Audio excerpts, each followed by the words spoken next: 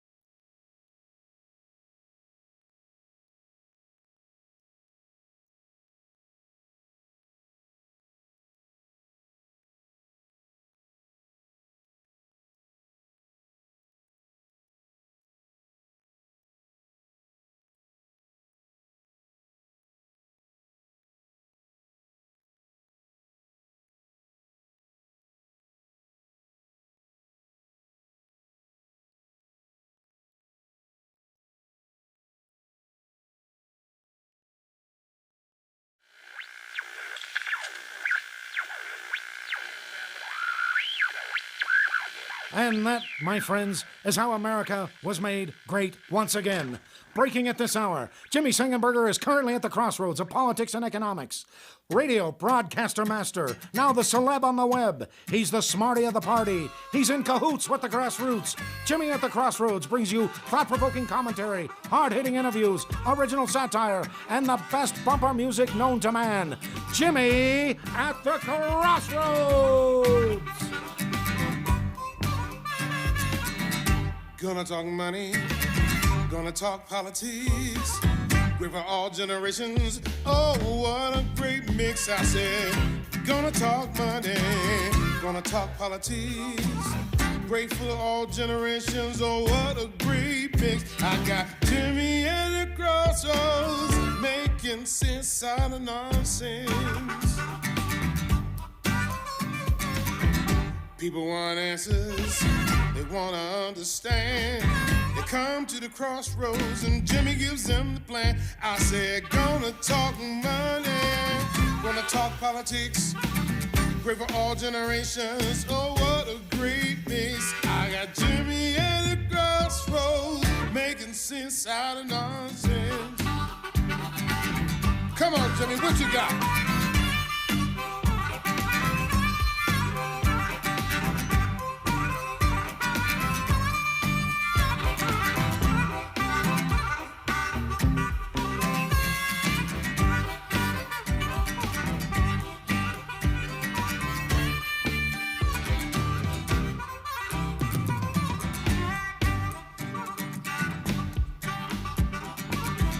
Policy and markets, elections, current events. The broadcast master tells us how to win. I said, policy and markets, elections and current events. The broadcast master shows us how to win. I got Jimmy at the crossroads, making sense out of nonsense. Gonna talk markets, gonna talk politics, great for the generations. Oh, what a great mix, I said. Got cash money, talking politics, great for generations. Oh, what a mix. I got Jimmy at the Crossroads. Hello, my friends, and welcome to another edition of Jimmy at the Crossroads. I'm Jimmy Sengenberger, your host for the program. Once again, coming to you in partnership with the Washington Examiner, and it is such a pleasure and a privilege to be with you on this Monday, August 10th edition of the show, episode 97. We're going to be diving into President Trump's executive orders issued over the weekend today. Once again, coming to you in partnership with the Washington Examiner, bringing engaging, intelligent talk, sang style, and as the great Biff Gore just sang in our theme song, making sense out of nonsense. If you have not done so already, please do subscribe to the YouTube channel, youtube.com/Jimmy at the Crossroads. Also, follow me on Twitter at Sang Center. That's Sang with an E, not an A, Center on Twitter, just like you see on the screen here. Plus, you can follow me on Facebook, like the page, Jimmy Sengenberger, media personality, at facebook.com/Jimmy Sengenberger Pro. Be sure to check that out. And the website, jimmyatthecrossroads.com, for the shop, great content, all of our videos, and so much more. Plus, don't forget to like, follow, subscribe, all those good things to our friends at the Washington Examiner on Facebook, YouTube, Twitter, and of course at WashingtonExaminer.com. So as I said, today we're going to be breaking down the executive orders issued by President Trump on Saturday after the administration and the democratically controlled House of Representatives and the Senate, controlled by Republicans, were unable to reach a deal by that time, by the close of business on Friday. And that got President Trump inspired to issue an executive order. In cut one, let's just start here. In cut one, this is President Trump explaining his rationale, the reasoning behind why he decided not to wait for a deal with Congress even longer, but instead to simply move forward with issuing executive orders.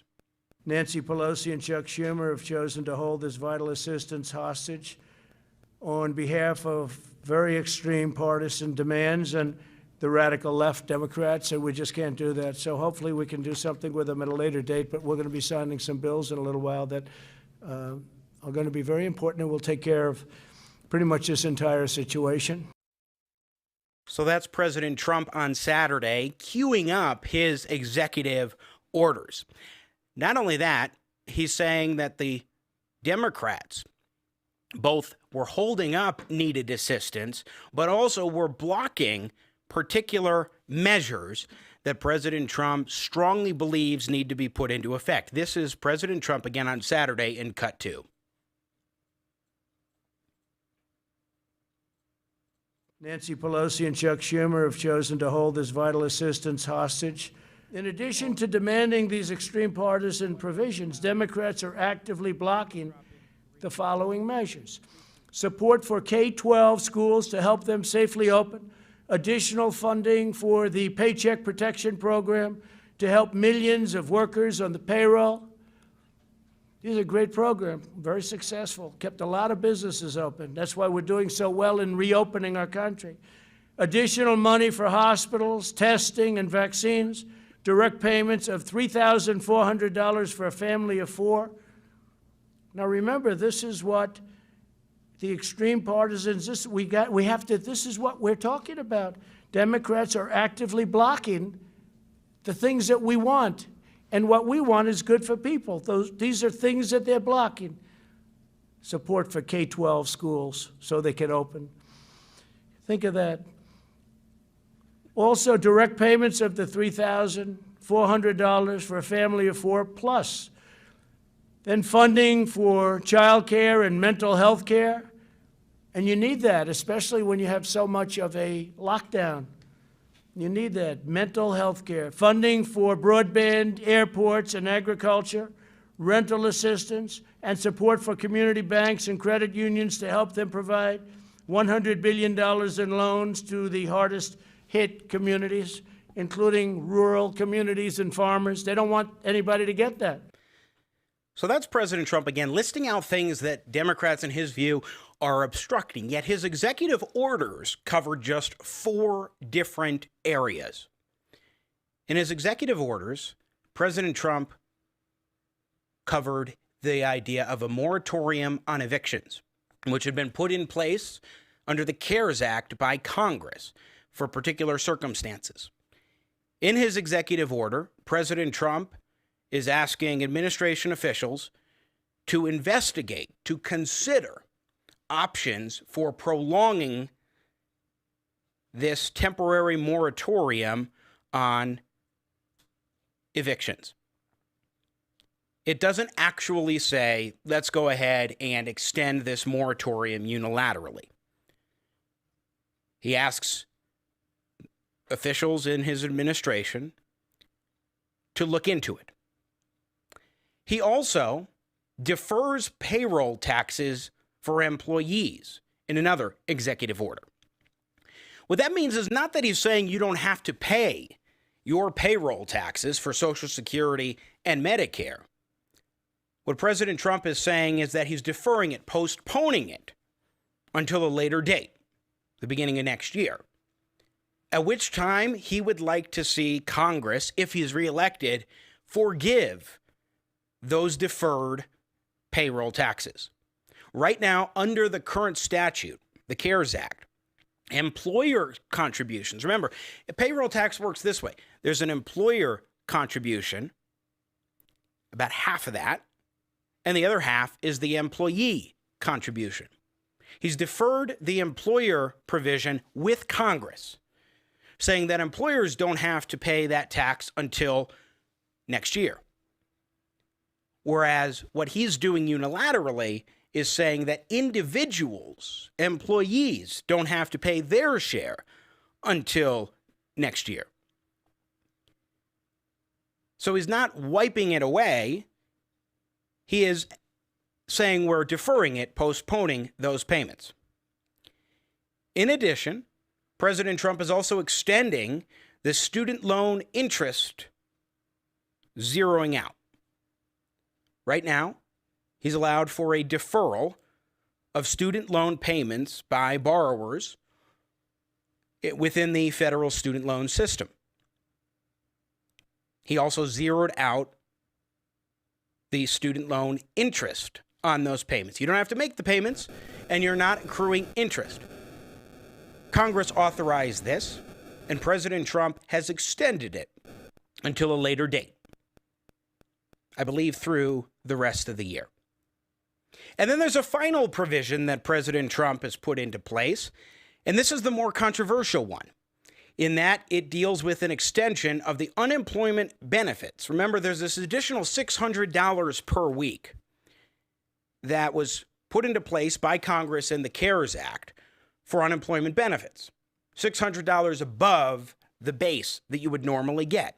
They extended those who qualify for unemployment benefits, but they also extended the amount by $600 that you would get each week.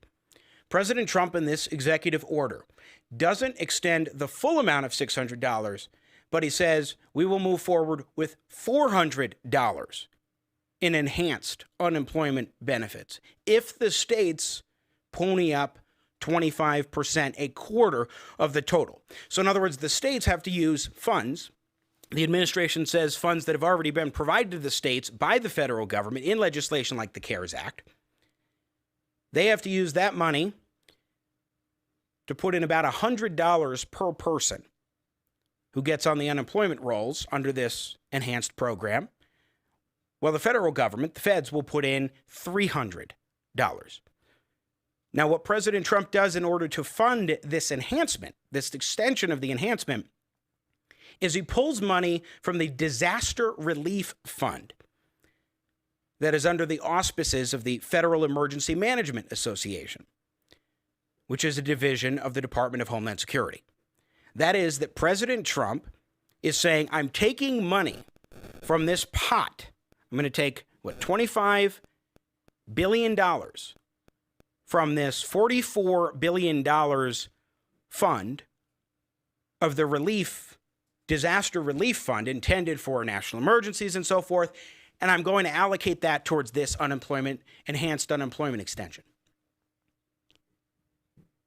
That's where there's a big rub, because what President Trump is doing here is saying there's money that was allotted for one purpose. I'm changing the reason for that. Here is President Trump in Cut 5 explaining this exact provision.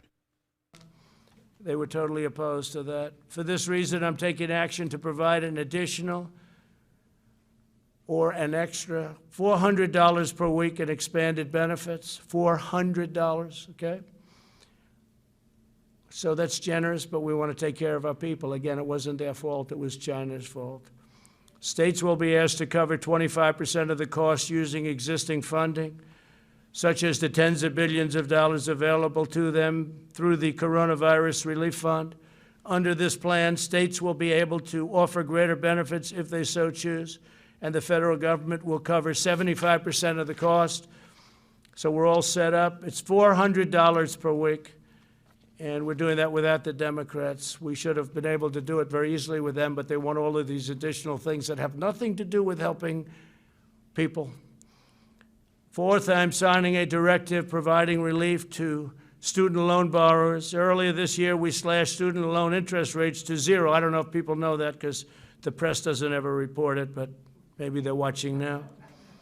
The press doesn't report a lot of good things that are good for the people and good for the country. So I want to make a clarification that it's up to $44 billion from the Disaster Relief Fund, not $25 billion. I believe there's a certain threshold of depleting the Disaster Relief Fund down to $25 billion, at which point you have the states matching and so forth. But the bottom line is that here you have an instance where President Trump is saying, I'm deferring payroll tax payments. You don't have to pay them. For now. Eventually you will. The bill will come due. Same thing with the student loan bills.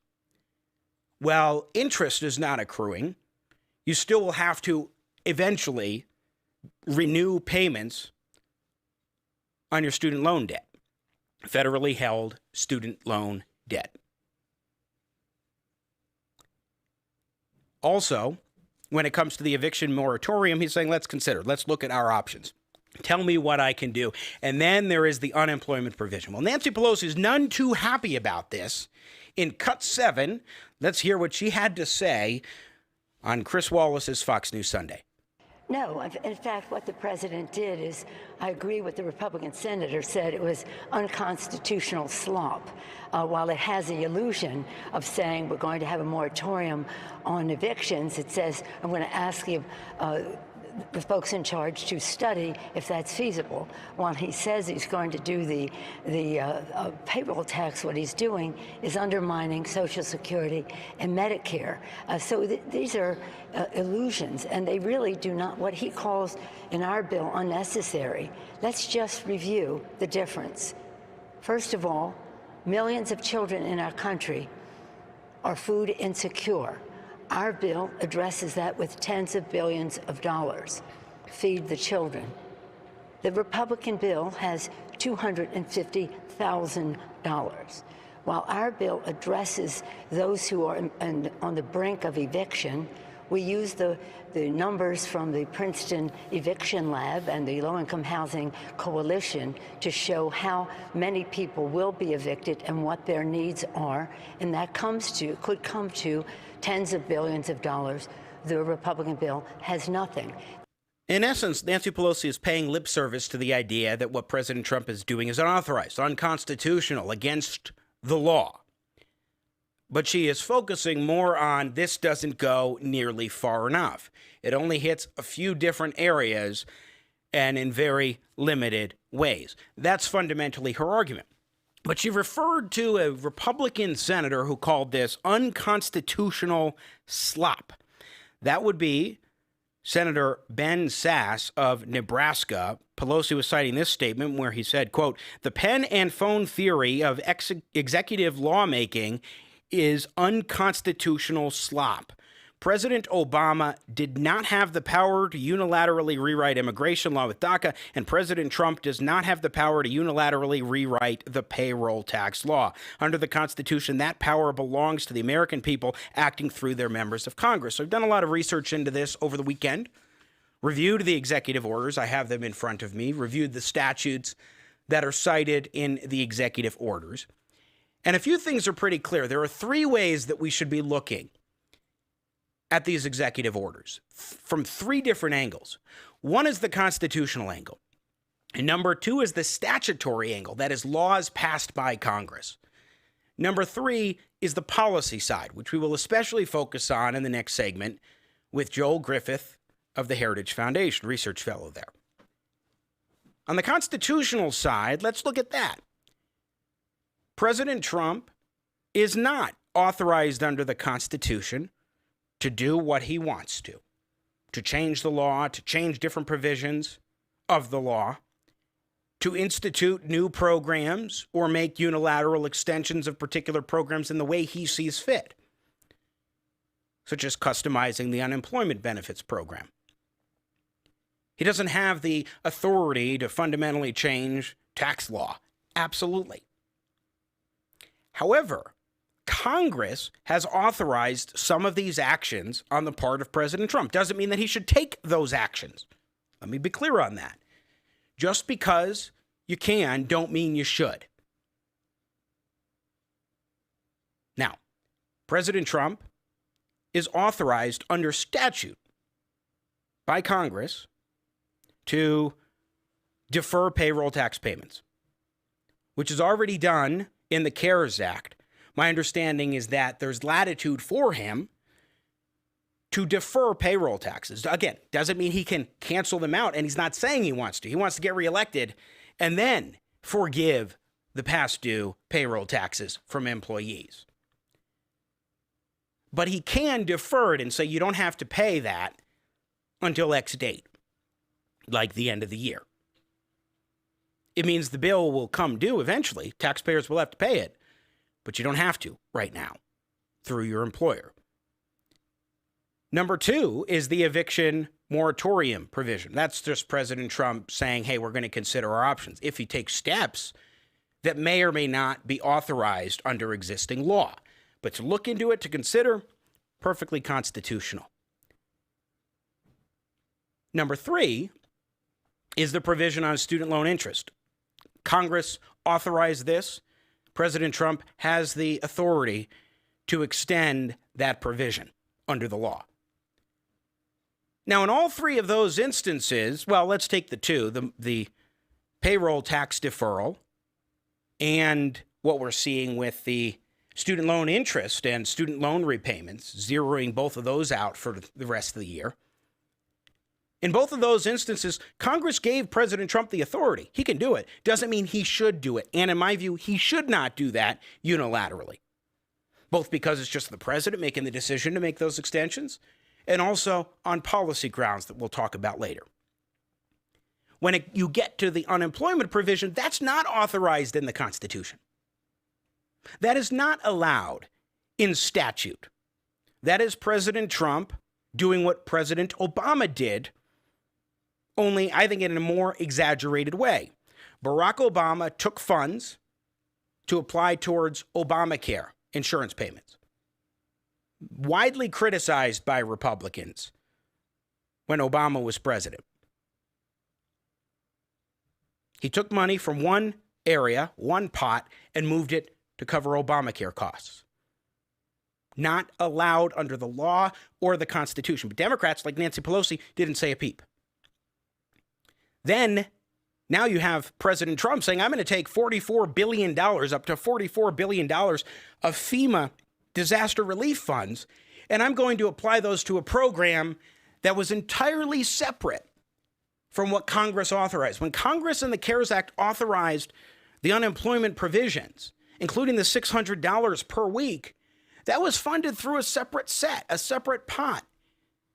Here you have President Trump not only saying I'm taking money from another area and applying it here, basically usurping Congress's power of the purse, but I'm also changing the terms of the arrangement.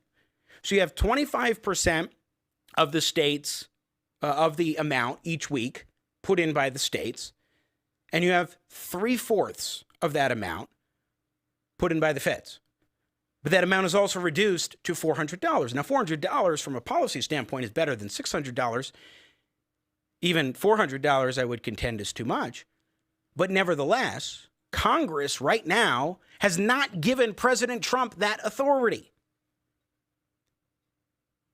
So on constitutional and statutory grounds, President Trump has been given a deference in the areas of the payroll taxes and the student loan payments and interest that Congress should not have given him. I would say it's an unconstitutional grant of authority to the president. The Supreme Court hasn't agreed with me, but nevertheless, I would say it's statutorily allowed. That is, the law allows it, it appears. But President Trump shouldn't have that power. When it comes to unemployment, it's not allowed in the law, and it's not allowed. It's expressly prohibited in the United States Constitution. The question, though, is whether or not Nancy Pelosi and the House of Representatives, which has the authority, the standing to sue, will actually go ahead and sue.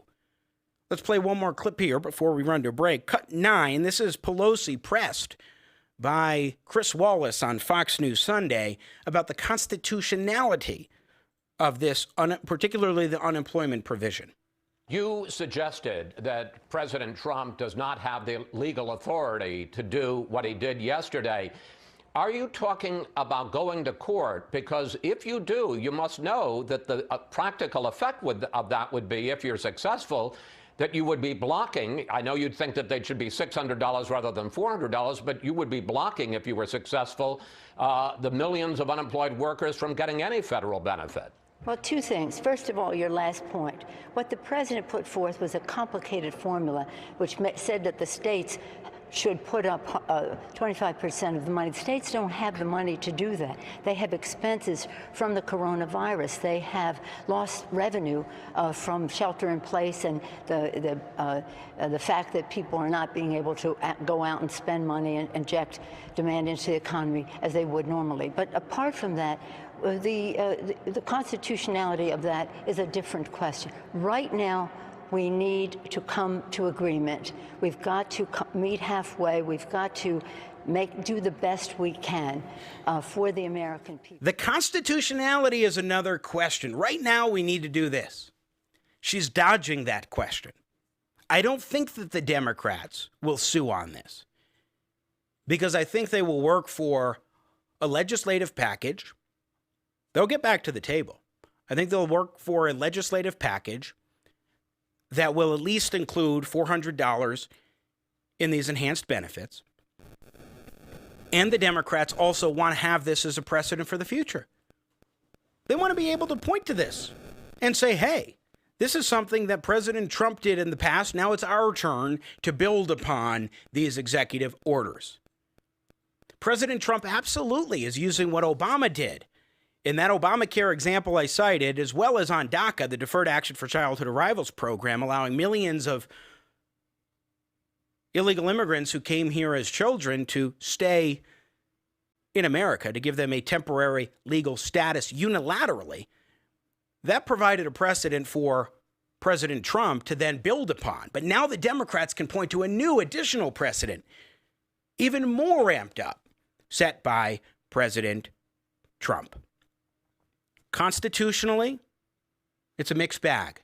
Statutorily, a mixed bag. When it comes to policy grounds, I would contend that all of these initiatives on the part of President Trump are unwise public policy. We'll get to greater depth on these topics here in a few moments when we're joined by Joel Griffith, research fellow at the Heritage Foundation, to dive into what President Trump proposed on Saturday in his executive orders. We'll get some expert analysis right here on Jimmy at the Crossroads. Again, coming to you in partnership with the Washington Examiner, bringing you engaging, intelligent talk, saying style. Some of this is dense stuff. It takes a little bit to dive into, but we want to be thoughtful on this and not just take a reactionary response like so many are doing. Once again, keep it right here, Jimmy at the Crossroads. I'm Jimmy Sengenberger. America's politics are crazy. The culture is in flux. That's why we work hard to help you keep up. More politics, more culture, and more access. We focus on the biggest stories of the day with some of the biggest names in politics and punditry. Go to our website, WashingtonExaminer.com. Subscribe to our YouTube channel. Be sure to follow us on Facebook, Twitter, and Instagram. Jimmy Sengenberger here, and I'm going to tell you something personal about myself. 8 years out of college, just about, I still have $16,000 in student loan debt, and I've had several forbearances along the way. But here's the thing. I don't think that you should have to forgive my student loan debt.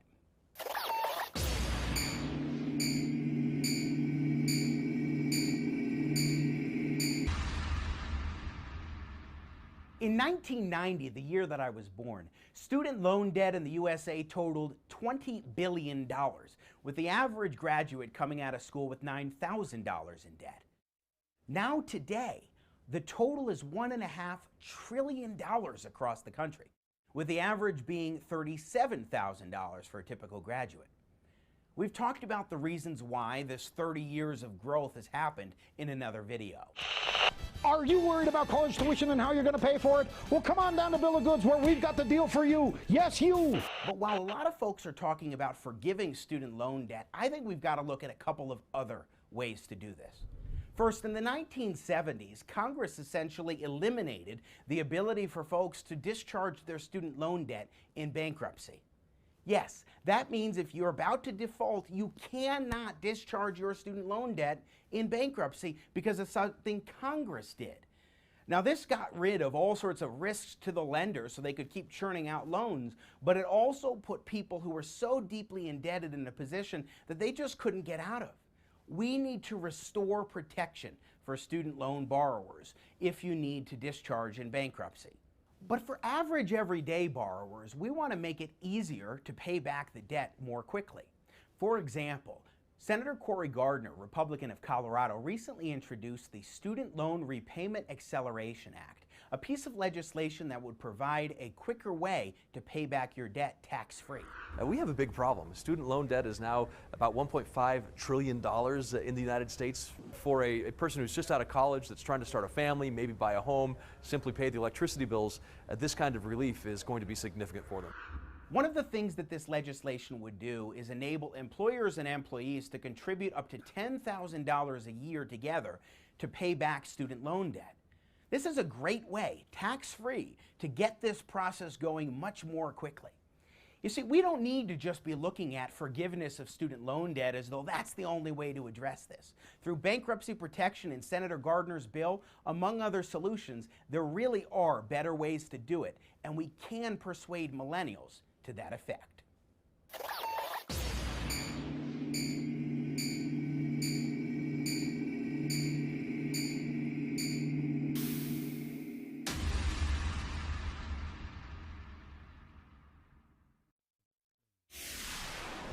And now, the further future adventures of Starship Winkler. The captain finds himself up against a worthy adversary, a meteor maid. Oh, come on. I was only in there 2 parsecs. You can't double park here. You're in a twilight zone. I didn't see the signpost up ahead. Plus, your plates are expired. Hold on. I've got an idea. This is not the double-parked starship you are looking for. This is not the... Oh, come on, really? You're gonna try and pull mind tricks? What do I look like, a Gungan? Misa thought it would work. Here you go, Captain Schnook. Ah, womp rats. A summons? See you in court. You mean I gotta come back all the way across the galaxy? Oh, look. This is right in the middle of Ponfar. And if I miss it, it's another 7 years. Tough tribbles. Well, was the captain really parked in a twilight zone? Will there be a twist ending? Tune in next time when we hear...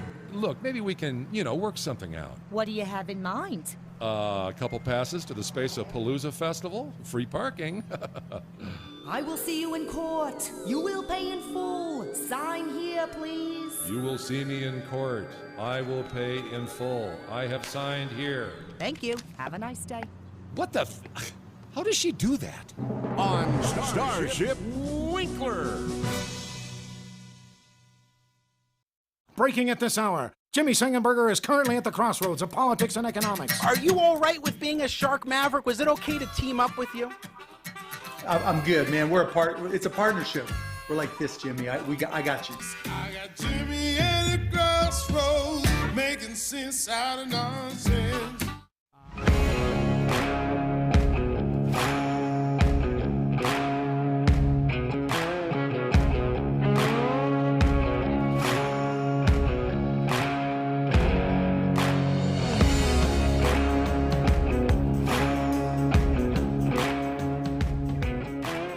And ladies and gentlemen, let's get you back to your host of the Crossroads, Mr. Sang Style, Jimmy Sengenberger.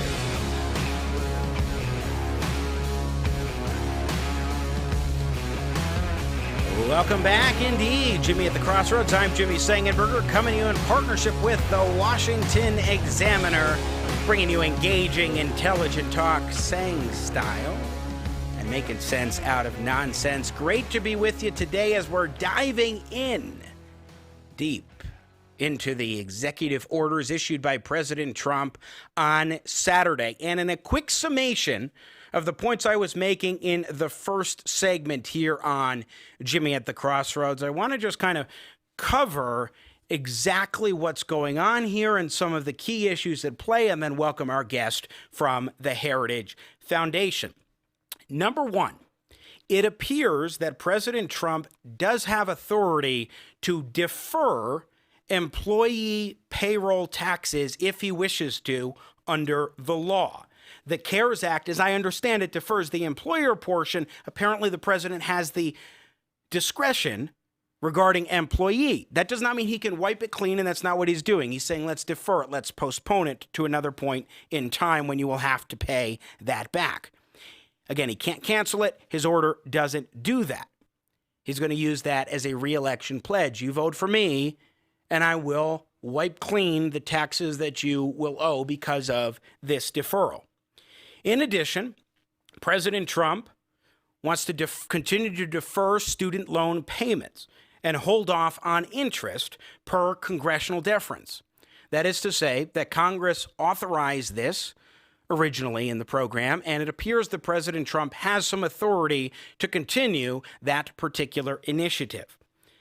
His eviction order, dealing with a moratorium on evictions, he's looking at having his top Trump administration officials, including the Housing and Urban Development Secretary, Ben Carson, consider different options that he has at his disposal. He's not actually moving forward with something. That's when we may have an issue. So in those areas, it seems that he's within congressional authority, but as I was saying, that doesn't mean that it's a constitutional grant of authority from Congress to the president. The legally problematic one is the unemployment provision, where he says he wants to continue with up to $400 in unemployment benefits per week, enhanced benefits to people instead of $600. And to fund it, he's pulling up to $44 billion from a disaster relief fund under the auspices of FEMA, the Federal Emergency Management Administration. That is, it seems, not only not authorized under statute, under the law, but also under the Constitution. It is essentially the president usurping the power of the purse from Congress, as Barack Obama did on an Obamacare issue. He is using his pen and his phone, in essence, to move money in a way that he is not allowed to do, in a very troubling way. And on policy grounds, I would say all four of these, ill-advised. Let's dive into this in greater depth with research fellow at the Heritage Foundation, Joel Griffith, joins us here on Jimmy at the Crossroads. Joe, welcome back to the show. It's good to talk with you, sir. Hey, you too. Thanks for having me, Jimmy. Thanks for coming on. So did I do all right in my summation there? I know that you're particularly a policy guy, but I'm curious your thoughts on some of the legal avenues and the summary that I just presented about the 4 executive orders on the part of President Trump this past Saturday, Joe. Oh, yeah, I thought that was an excellent job summarizing what these executive orders will do. I will take just one small thing I'd like to maybe dive into a bit with you. Please. Is whether or not the suspension of the employee portion of the payroll tax is even legal. I would actually make an argument that is very legally dubious, and that's because, number one, let's look at the broad construct here. Number one, Congress, under our Constitution, is the branch that has the power of the purse, that has the power to not just appropriate funds, but to also craft tax policy. Now, Congress actually did pass many years ago. They passed a section of the Internal Revenue Code, Section 7508A. This is the section that the president referenced in his executive order. And that section of the code says that the Treasury Secretary, in certain instances of federally declared emergencies, that the secretary can delay by up to 1 year certain taxes from being paid if, and this is quote, if the secretary determines that the taxpayer has, quote, been affected by a federally declared disaster. So all over the country, we've had each and every state declare a state of emergency. The government's recognized these states of emergency related to the pandemic. That's not in doubt. We know that it's happened. What's in doubt is whether you can go ahead and issue an order that says each and every taxpayer has been affected by this pandemic. This is a very creative application of the law, and I don't think I don't think saying it's very, very creative goes far enough. I think it's actually not legally permissible, but that's going to be up to Congress now to actually challenge this executive order. I will say that I think that is an excellent breakdown of the points there, Joel. And I mean, I'm not a legal scholar. This is some of the cursory investigation that I have done, but I believe it's unconstitutional regardless, even if it was authorized by Congress, with them deferring such authority to the president. I would say that that's unconstitutional, but your point is something that I resonate with very much. And not to belabor the point here, but look, I know that we know individuals that have been affected by this, that have been unemployed. Those are not going to be the people that are helped by this, because the payroll tax is paid biweekly by people who are employed. Number two, think about the instances in which we have natural disasters that occur. We have floods, blizzards, hurricanes. I actually went in and did some research on past federally declared disasters on the local level. There was one in Southern California, a wildfire that occurred in 2007 and 2008. A federal disaster was occurred in Orange County, Riverside County, and San Diego County. That encompasses 9 million people in Southern California. Well, think about this. You don't want somebody who has, let's say it's April, and they've got a wildfire. You don't want that person to have to be worried about coming up with tax dollars or filing their taxes. They're worried about finding shelter, cleaning up their house, figuring out what's next. That's why this power is given to the Treasury Secretary, because we recognize that in some instances, you're going to have a disaster that falls when taxes are due, and out of the goodness of our hearts, we don't want to force that on our fellow citizens. That makes a lot of sense. But what wouldn't make a lot of sense is to say that all 9 people in San Diego, Riverside, Orange County are given this suspension of their taxes, because those disasters only affect a portion of that population. That's who this relief is intended to be for. So by going ahead and doing blanket relief to 330 million people, that might be politically smart. I'm not going to argue with that, but I'm talking about whether or not this is legally allowed. And I don't believe it is. Well, my initial reaction when I saw this was this can't be legal. And then some of the analysis that I read suggested that the CARES Act might provide some of the latitude here, as well as the statute cited in the executive order. But my natural inclination was exactly as you were describing, Joel Griffith, our guest research fellow at the Heritage Foundation. Let's talk about the legality of the unemployment provision. Here's Professor Jonathan Turley. He put up a tweet thread yesterday in Pick One. And here's what he had to say about this. He said, Speaker Pelosi just said on CNN that the executive action is absurdly unconstitutional, but did not say that she was moving to challenge the action. Absurdly unconstitutional is practically constitutional if no one challenges it. The executive order raises a host of constitutional issues, including the creation of an entirely new program without a scintilla of congressional approval. It also has a deferral of tax, which seems like a Republican version of Obama's deferring actions under immigration laws.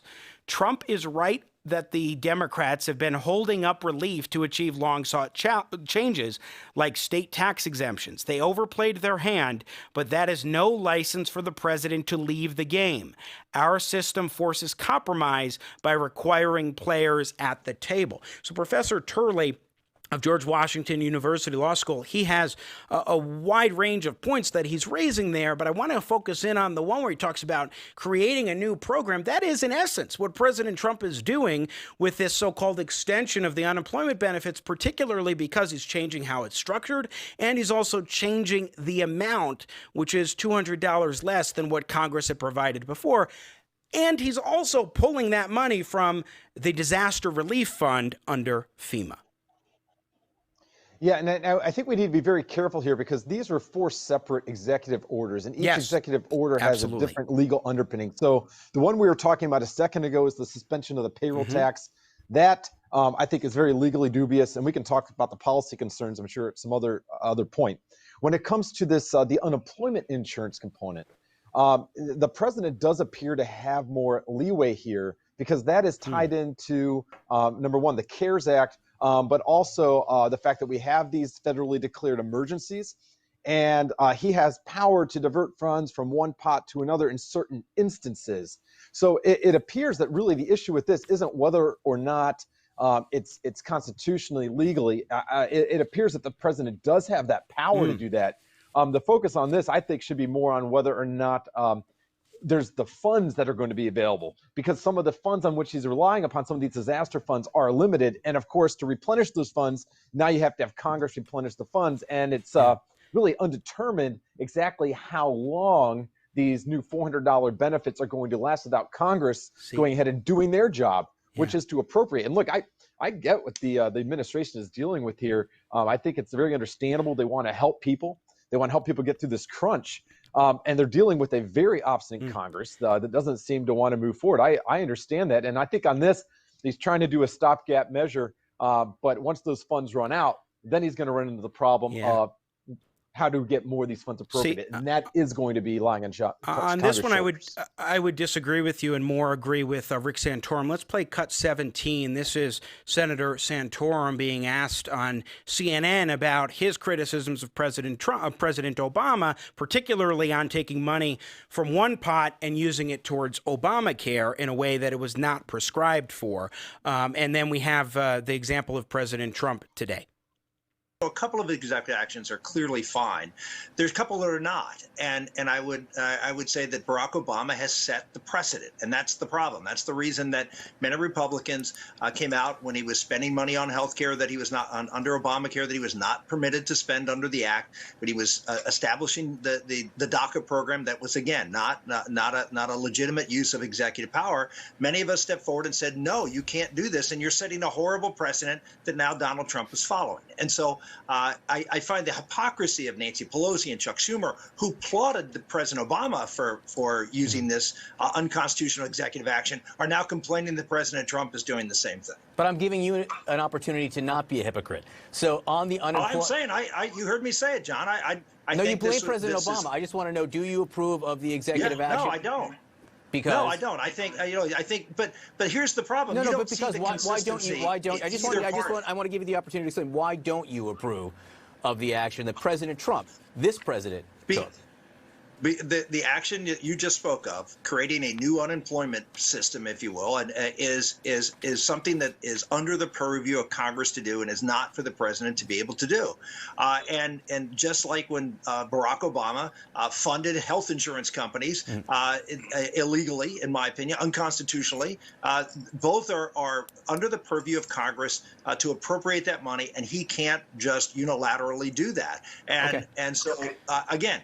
So Joel Griffith, I would agree with Rick Santorum there, and also with the Wall Street Journal, which editorializes today that Mr. Trump's worst order would redeploy up to $44 billion, as we talked about, from the Federal Emergency Management Agency's Disaster Relief Fund to finance the extra jobless benefits by $300 a week plus $100 a week from the states. COVID-19 is a national emergency, and unemployment is the result of the virus and government shutdowns, but Congress passed jobless aid as part of the CARES Act that was separate from the Disaster Relief Fund. Mr. Trump is commandeering the power of the purse that the Constitution preserves for Congress, and they also make, as Senator Santorum does, the comparison to Obama and those Obamacare funds, or funds that he pulled from another pot to use towards Obamacare insurance payments. Look, I deeply admire Senator Santorum, but in this case, I don't believe that this is hypocrisy. I think people are making an apples versus Volvos comparison here. When it comes to the unemployment insurance, really, Congress should be the one coming in here and actually crafting this policy. Of course. But when it comes to going ahead and temporarily extending these benefits, what the president has done, he's taken unobligated resources that are already set aside in the Treasury Relief Fund, and he's repurposing that to go ahead and make these temporary extensions.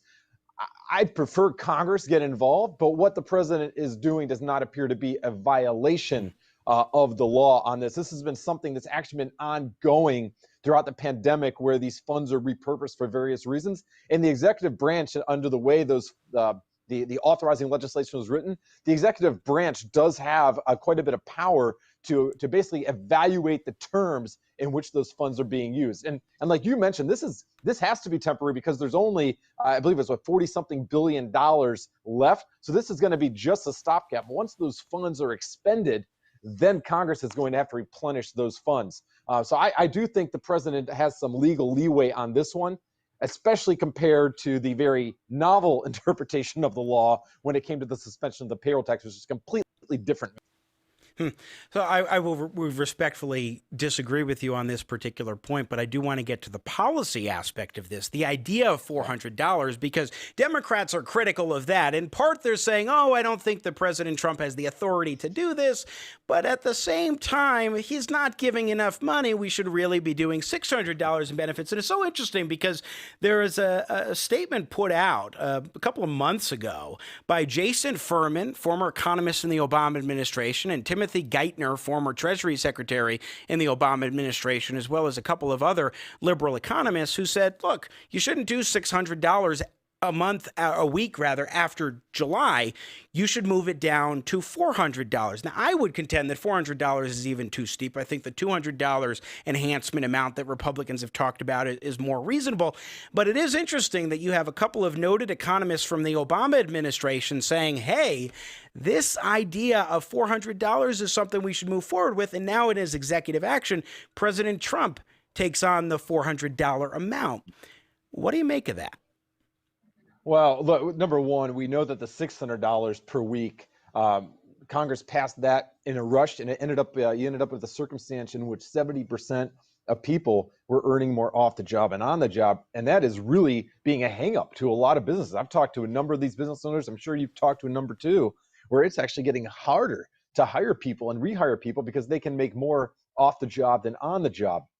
So this $400 is really a compromise between that $600 level, which is really an impediment to reemploying people, and something that I think would be more reasonable, such as capping the amount of money that people are earning unemployment to what they would have earned on the job, and then gradually phasing that out to where we were prior to this pandemic. You know, we've seen 9 million jobs come back in the past few months as the economy reopens.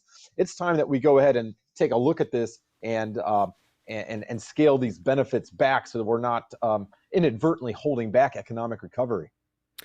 Yeah, I think that one of the important things to note about the $600 amount is that there are a lot of employers who have been saying, look, I've called my workers and I've asked them, are you coming back? And they said, no, I'm actually making more right now off of these unemployment benefits than I was when I was working for you. And so it clearly is, in many cases, maybe not all, but in many cases, a disincentive to work at $600.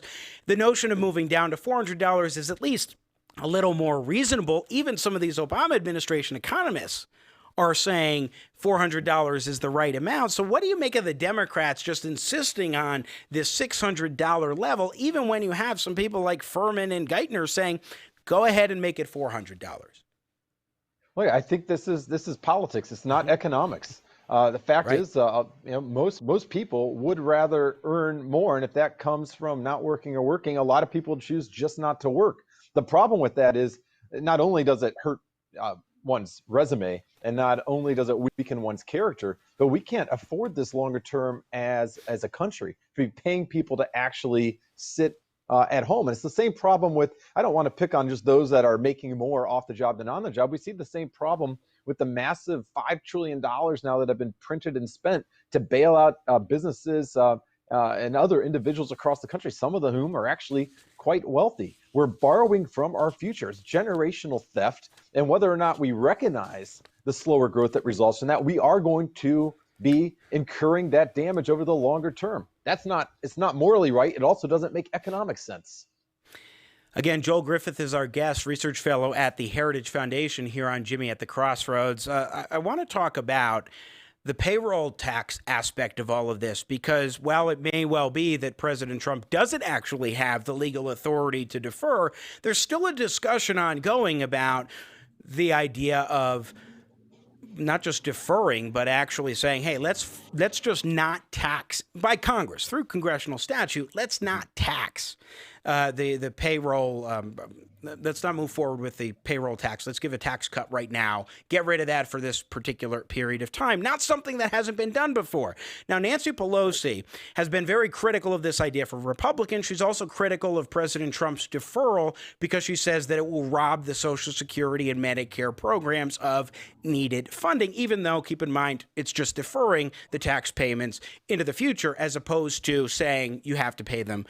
You'd never have to pay them all together. But I want to play a clip. This clip has Nancy Pelosi yesterday on Fox News Sunday talking about this particular provision, but also back in 2012 when she was strongly advocating for, and Congress had just approved, a payroll tax cut.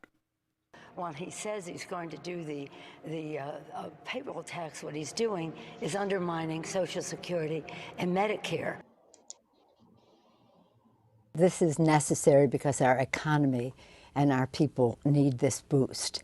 For individual families, 160 million American families, this will be a boost. Do you worry, though, that this does take money out of the Social Security Trust Fund and that it may never fully be refunded, repaid?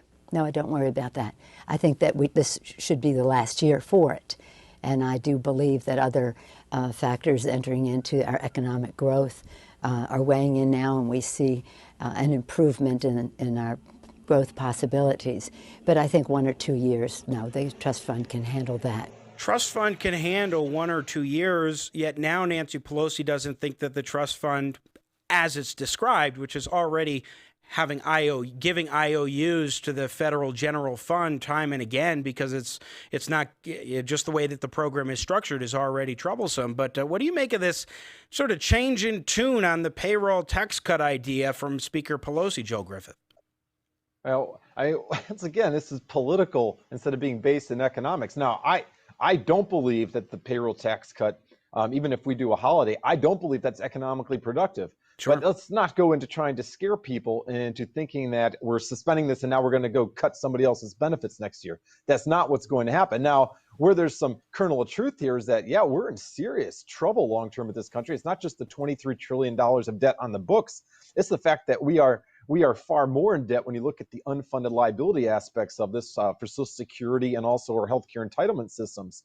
But what we're going to, I think, more likely to see is not just that we would go ahead and see these programs cut. You'd go ahead and see us print more money or engage in higher taxes in order to stop these programs from being cut. So we've got to find a way to have smart reforms done longer term. And that's something that no one seems to be talking about right now on Capitol Hill. Yeah, it's so interesting that she would say, oh, this is the reason why Social Security might have some issues is if we actually reduce the payroll tax burden on the American people. It's like, no, actually, systemically, Social Security is on the road to bankruptcy, and we need to have significant reforms. And also, I agree with you completely, Joe Griffith, that it is not economically stimulative to reduce the payroll tax. All that this would do, if you were to do that, is provide some additional relief to workers who are struggling to make ends meet, maybe having just returned and are starting to get back onto the payroll and what have you. It would provide them with some additional relief to make ends meet, which is not the same as an economic stimulus by any stretch of the imagination.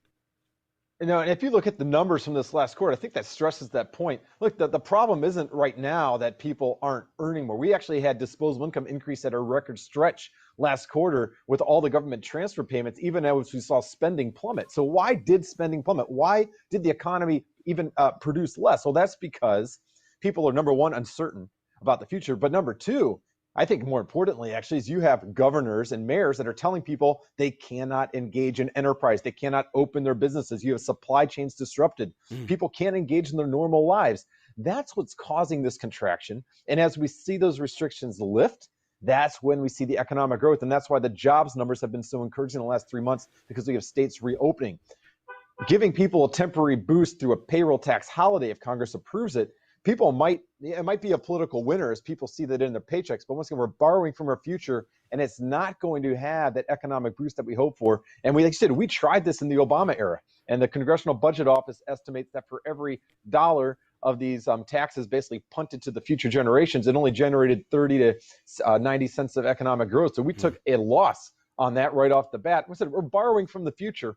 It's not economically smart. It's also not morally right. So final question for you, Joel Griffith. What should policymakers actually look at? Like in our ideal situation, Congress passes a bill that has a reasonable approach to the economy and doesn't take steps that, like the Great Depression, with the New Deal, prolonged the Great Depression, the Great Recession, policies under Barack Obama slowed the recovery. If we were to look at smart pro-growth policies rooted in the free market at this moment to help continue this job growth trajectory, what should it include? Well, I think, first of all, Congress needs to recognize that there's a limited amount the federal government can do to undo the damage from COVID-19, because this is a result mainly of state and local governments and their economic restrictions. We have to be able to smartly reopen on the state and local level to see that economy bounce back.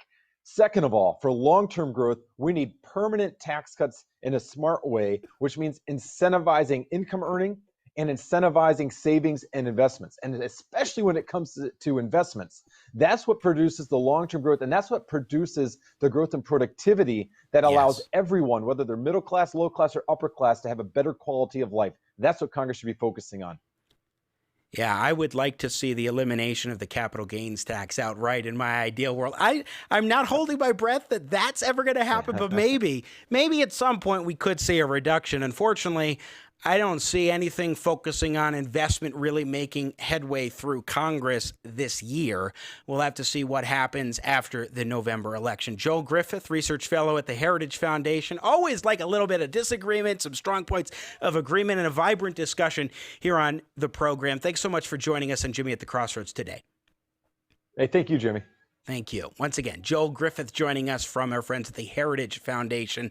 Always fascinating insights. It is really interesting that he found more legal dubiousness, shall we say, with the payroll tax provision, the payroll tax executive order that President Trump has moved forward with, which I've seen more scholars agree with or think has more legal standing, versus the unemployment provision, which I very much believe is not only forbidden under statute, but I think it is unconstitutional outright.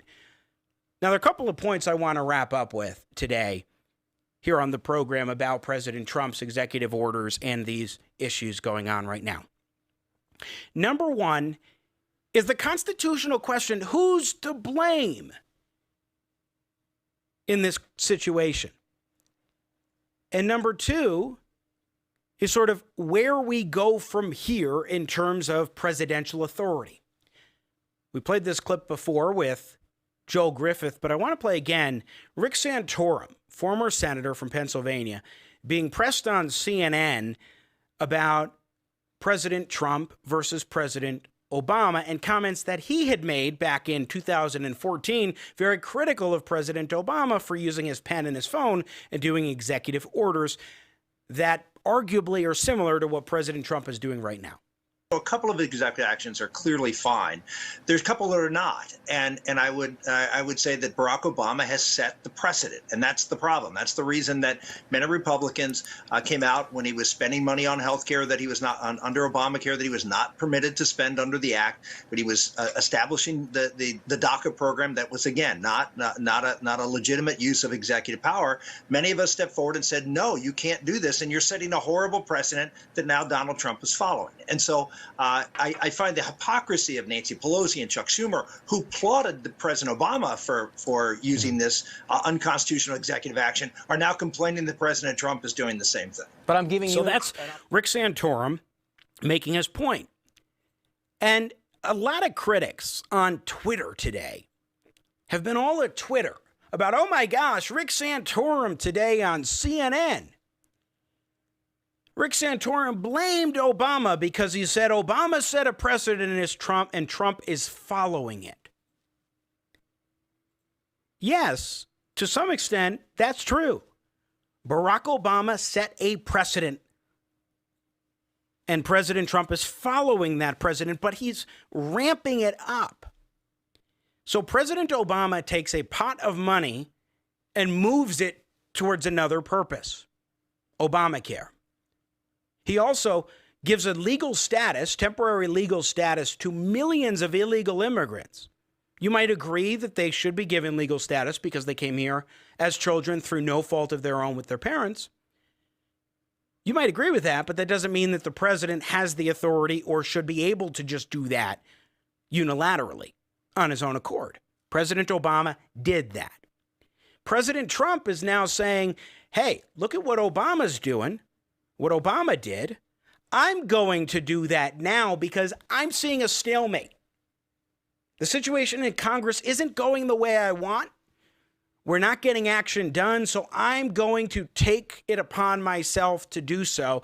And we'll see if the Democrats actually challenge this in court and potentially rip away unemployment benefits from millions of hardworking Americans. That seems to be the pitch from President Trump. So yes, he's looking at Obama as a precedent setter, but that doesn't mean that Obama is responsible for this, because Donald Trump is still making the decisions to unilaterally put into place 4 executive orders that on policy grounds alone he should not do unilaterally, and arguably Congress shouldn't even do. But also, there are questions about the statutes and whether he has legal authority to do so. And also there's the question of the constitutionality here. There are 3 people to blame, or 3 entities to blame here. Barack Obama set an initial precedent with his executive orders. President Trump is building upon that precedent. And he's the president. He's the one who's making this decision. He's the one ultimately responsible, but that doesn't mean that Barack Obama doesn't have some blame or culpability here. But then there's also Congress. Let's presume for the moment that the Trump administration is on legal ground, strong legal ground, in these executive actions, in saying we have statutory authority. Congress allows us to do this. Then Congress is culpable for allowing it to happen. If President Trump is indeed on strong legal ground here, and different minds differ on this, but let's just presume that he is. That's Congress that's responsible for giving him the authority. Time and time again, Congress has granted power to President Trump, President Obama, President Bush, the list goes on, because they don't want to deal with particular issues. We were talking a couple weeks ago with Professor John Yoo, who has his new book, Defender-in-Chief, talking about President Trump and President Trump's view of the Constitution and also the presidency. And most of the executive orders and executive actions that President Trump has taken have been rooted in law. Congress has authorized it. Doesn't mean he should do it unilaterally, putting tariffs on countries like Canada last week. He shouldn't do that. Unilaterally pulling funds from one area for the border wall. He shouldn't do that. Seems to be authorized under statute. Congress, we cannot let Congress off the hook. Congress is culpable here. Congress needs to get its act together and rein in the president. Some of these actions that President Trump has taken are indeed allowed under the law. And Senator Ben Sasse can't just say, oh, this is unconstitutional slop. He needs to actually do something about it. Take action. Lead on reining in presidential power and saying Congress needs to reassert its authority. Here are my proposals to do it. We need more of that from Republicans and Democrats alike, to not just complain about Trump doing something or Obama doing something if it happens to be authorized. A lot of times it doesn't. And I would contend some of these things, like the DACA effort on the part of President Obama and Trump with his unemployment provision, that they're not even authorized under statute. But even if any of these things are, if you're complaining about it and it is allowed under the law, actually do something about it. Take the reins. That's what we need as much as anything else, more than anything else, is for Congress to reassert its authority and its position. Moving forward, there's going to be a deal. They'll strike some sort of a deal, Republicans and Democrats alike, and move forward with a broader package. It'll probably cost, sadly to say, more than $1 trillion. It'll probably be geared towards stimulating the economy, or intended to, but mostly just keep it afloat or perhaps prolong the malaise, as we've seen in the past with the Great Depression and the Great Recession, and how government policies negatively impacted the recovery efforts to get things rolling again, to get the economic years rolling again. But we can't just say, oh, they've reached a deal. Maybe President Trump gets rid of certain executive orders as a result. Maybe he doesn't. Moving forward, we need members of Congress to reassert their role in the lawmaking process. Because this kind of thing does happen on strong legal footing from statute. But that doesn't make it constitutional, or it doesn't make it right. And Congress can't just complain. That's why they do this. They give this authority to the president in various areas because they don't want to be held accountable. We talked about this with Professor Yu of Berkeley Law. These politicians in Congress want to pass the buck on to the president so they can complain when he does something that they don't want him to do, but secretly they're just glad that he's the guy making the decision and they don't have to actually do anything about it. Rarely ever do they do anything about it.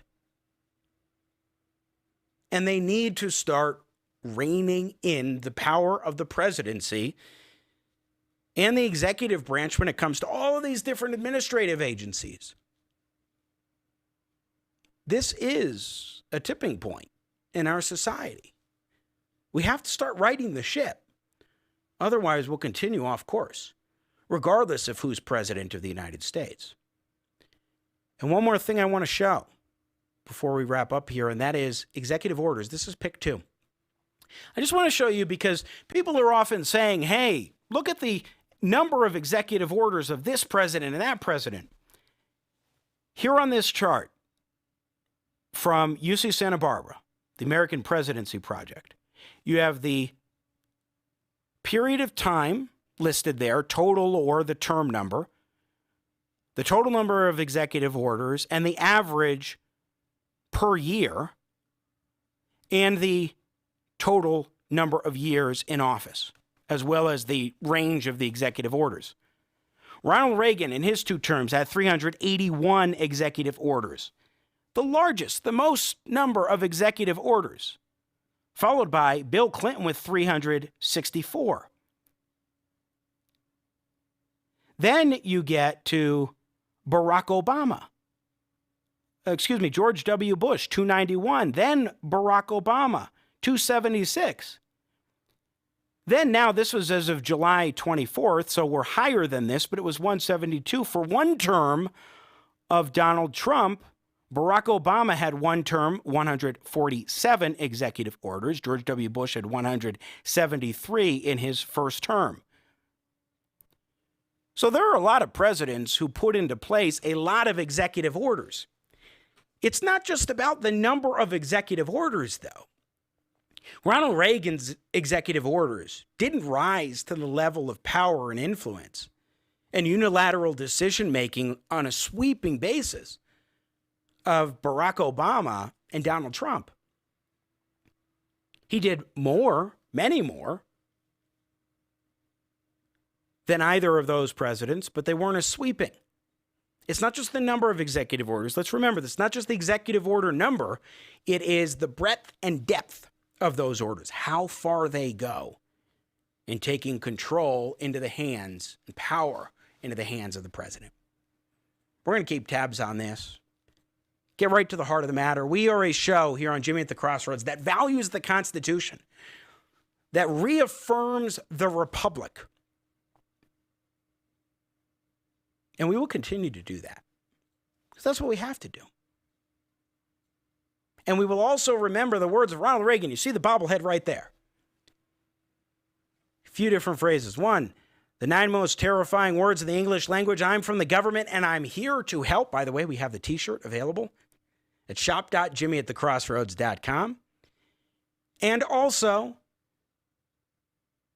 government is not the solution to our problems. Government is the problem. Also, a t-shirt available at shop.jimmyatthecrossroads.com. But let's not forget those words. And also the role of government, the role of the presidency, the role of Congress, the role of the judiciary. Let's bring back, let's restore the republic and restore the Constitution, my friends. That's what we're going to be doing day in and day out here on Jimmy at the Crossroads. That is it for us today. My thanks to you for joining us, subscribing on the YouTube channel, youtube.com/Jimmy at the Crossroads. And, of course, for sharing our content. Please share this video. Share all the videos, the different content that we've got. We really appreciate your support. My thanks to Joel Griffith of the Heritage Foundation for joining us today, to Nathan Matoush, producer extraordinaire, once again, working the Matoush magic, and to our partners and friends at the Washington Examiner. Tomorrow, Allie Beth Stuckey joins us to talk about her brand new book, You're Not Enough, and That's Okay. Tune in then. For now, have a great day. I'm Jimmy Sengenberger, and as always, may God bless America.